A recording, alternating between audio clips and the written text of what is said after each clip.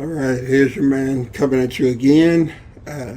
Today is Monday, I think it's the 17th. Um, well, we're getting back in the groove of things. It's probably like the third week I've been really consistent with the podcast.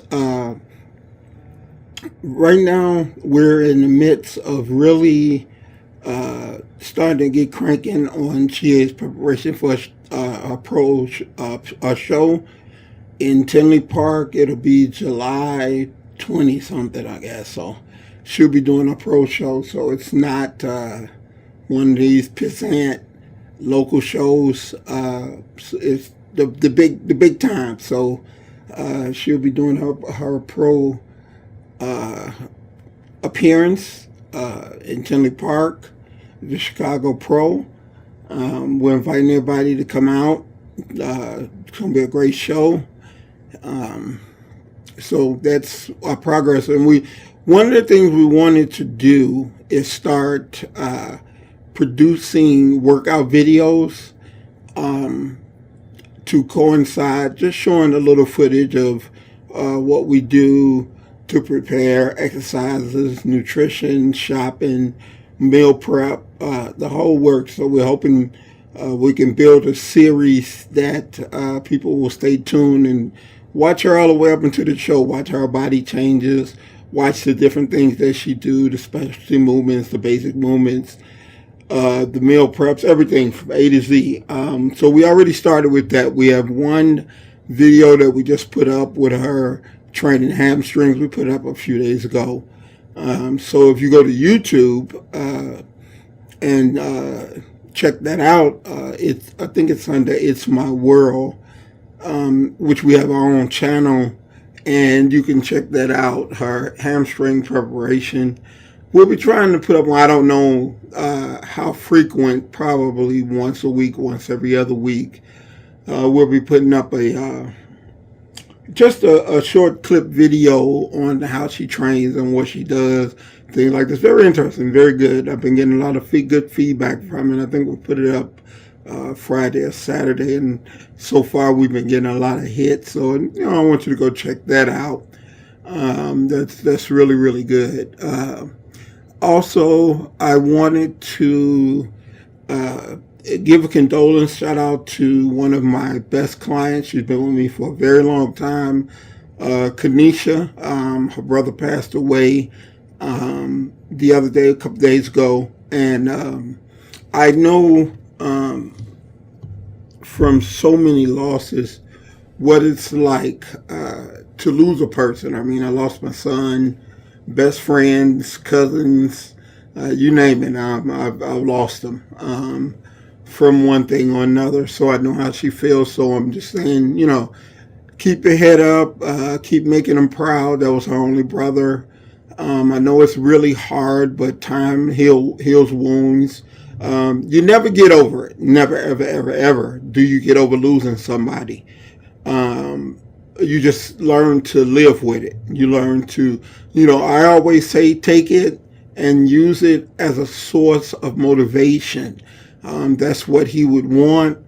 And that can give you a drive like you would not believe. We're always stronger when we're doing it for somebody else. So, don't clam up and go in a hole and grieve and all those other things. I mean, grieving is part of the process. But, it's one thing I know for sure. I don't give a shit how much you cry, how much you don't do stuff, how much you sit around and just be depressed. One thing I know, they're not coming back, regardless, period. Whatever you do. So you might as well turn it into something positive, because they are never going to return. The one thing about death is finality. It's final. It's done. It's no matter what you decide to do, he's not coming back. So what I found is the best thing with a loss is to use it as a source of motivation. And that way honor his life that way. Not depressed, crying, sitting, locking yourself in. Use it as motivation to better yourself and honor his memory. So that's what I would do. And trust me, I've had enough experience with losses. I've probably, in the past 3 or 4 years, I've probably lost 15, 20 really close people, best friends. My son passed away. I lost my father. So I definitely have a lot of experience in that category, more than I would like. So I'm just saying to Kanisha, just hey, turn it around, use it for positive, because no matter what, if you use it for positive or negative, that person is never returning, and all you can do is honor them by doing something great. And it has caused me to rise to levels and do things. The loss of my cousin, 1994, is still driving and pushing me to this day. I know that without that as a driving force, I would never be where I am now. I already know that. So I used it in always as a sense of motivation, and I continue to use it as a sense of motivation to this day, along with my best friend, because I made a lot of promises, especially to my cousin. We grew up poor. We promised we'd make it out the hood. We'd live a great life. We would do the things that we dreamed about, and because he wasn't here, I felt it a duty that I continue on that legacy, and that's what I've tried to do, and I hope I've made him proud. So that's what I'm saying. So Kanisha, I know it's hard. I know, when it first happens, it's horrific, but you'll make it through, and you'll get stronger. And the best thing to do to honor this memory, like I said, is use it as a positive, use it as a motivating force. That's the best way I found to build something, and honor for someone else drives you to levels that you never knew you had. So that's the best advice I can have. My podcast today, I want to just give a little focus, a little shout out for people who, it seems today, being an entrepreneur is the new sexy. Everybody, I want to be an entrepreneur, I want to be an entrepreneur. Whereas 20 years ago, entrepreneurs were looked upon as losers that couldn't get jobs. Now it's looked upon as the new sexy. That's what everybody wants to be. The thing that I can say, and I'm not trying to discourage, I've been an entrepreneur, I've worked for myself for the last 30 years. I've owned my own club the last 25 years. It's extremely, extremely hard. Usually, put it this way, I've advised, I would say in the past 25 years, 20 people to do what I do or something else, gym, studio, whatever. And I've advised a lot of people. And I would say out of 20 that I advised, 19 of them have went out of business. Most of them didn't even last 2 years, 3 years. It's very difficult. I mean, it's really not easy. So if your goal, this damn thing's sticking. If your goal is to start your own business, because first and foremost, everybody that you talk to, they think it's easy. That'll break you every time, because it's not easy. The second thing is, if you want a job because you want to be your own boss, you're not going to make it, because being your own boss comes with a huge price, a huge sacrifice. There are people leaving out of here on Fridays that clean my office that has a check and I don't. So if your overhead is $10, you make 11, you keep it. Or you keep one. If your overhead is $10 and you make 8, you still got to figure out how you're going to come up with the money to pay everybody. It's not an easy task. You talk to people all the time, and it just really goes over their head. They think, oh, well, that was you, I'm going to be different, and blah, blah, blah, blah, blah. No, you're not. The motive to owning your own business, any business, every business is your competition. A lot of times you think, oh, well, because they don't do what I do, they're your competition. Trust me. The objective of a business is to make more than what you spend.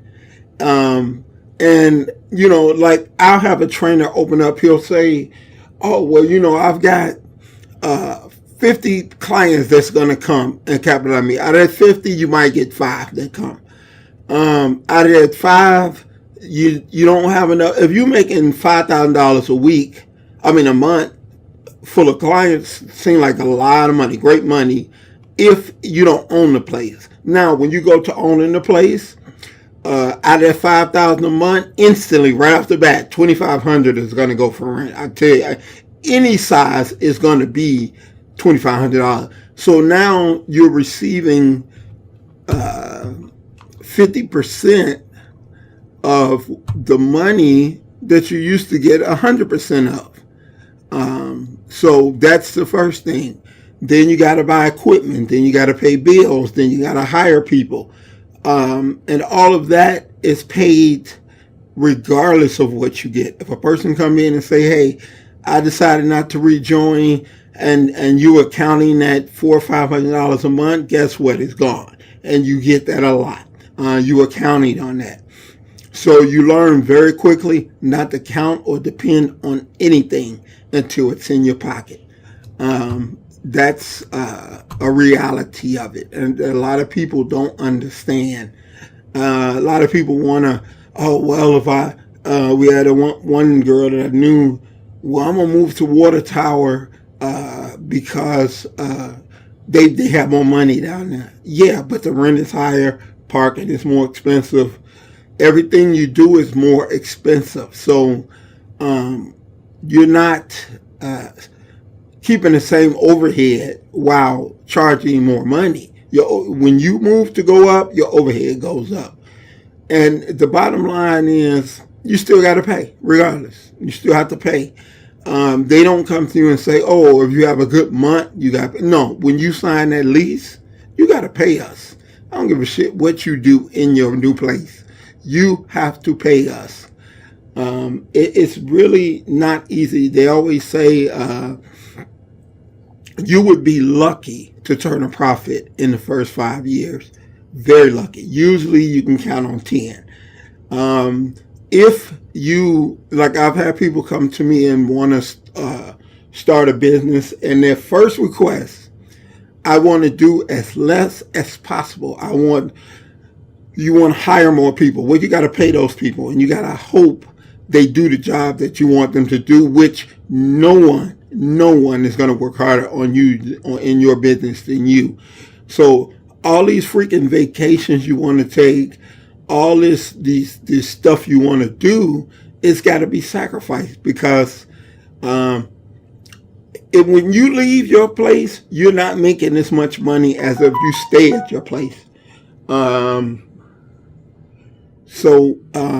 It's not an easy task. So for all those people who, desire, they'll get fired from a job and they'll say, forget it, I'm going to just open up my own. It ain't what you think it is. Trust me. If I had the chance to do it all over again, would I? Yes. I never felt that I would fail at what I was doing. I've been through a lot of hardships, though. I've been through a lot of hardships. I made a lot of sacrifices. I've come home times where the gas and lights was cut off because you couldn't afford to pay it. And like I say, everybody thinks, oh, well, that's just you. I'm not going to go through that. Okay. Everybody thinks that. If it was so easy, everybody would own their own business. So before you decide, I'm going to do my own, do your research. Listen to people that's been at it a long time, and never brush it off as that's just them. It's easy. No, it's everybody. Everybody that got a business go through the same problems. It doesn't matter what business you're in. You're going to go through the same problems. So the best advice I can give is listen to the people, listen to help, accept all the help that you can. And never ever think, well, that's just them. No, business is difficult. It's very hard. Would I do it again? Yeah, I would do it again. I'm just built that way. Some people are not built that way. It's the same way, if can you withstand a punch to the face, say from Mike Tyson? Yeah, I could. Can you? It feels different when it's on TV and somebody else is getting punched. That pink notice don't mean as much until you come to work and your gas is cut off or your phone is cut off and somebody is trying to call. You can't have those things done. I've come to work times where my business phone was cut off and I knew nothing about it. Well, when you call in and they say to reinstate your phone, it's going to be $800. They ain't joking. They ain't giving you no deals. They want the $800, and you better have it. Just realize, man, it comes with a lot. It's not easy. So realize what it is before you take that venture, because it's very disheartening. It's very mentally draining to get your business shut down.